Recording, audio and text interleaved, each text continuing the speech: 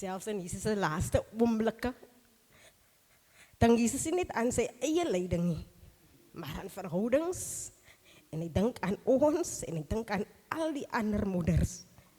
Hier wys Jesus vir ons dat liefde nie ophou wanneer dit moeilik gaan nie, of moeilik raak nie.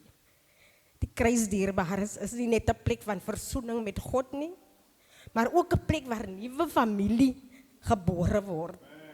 In Christus word ons aan mekaar gegee.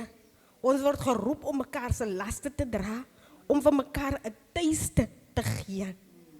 Jesus leer ons dat geloof nie net oor persoonlike redding gaan nie, maar oor verantwoordelikheid vir ander.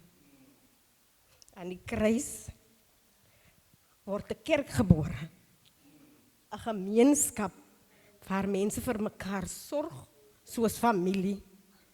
Nie omdat ons perfek is nie, maar omdat Jesus ons aan mekaar toe vertrou het, dierbares. As ons wil op die pad uitsak, dan moet een die ander in gaan hak.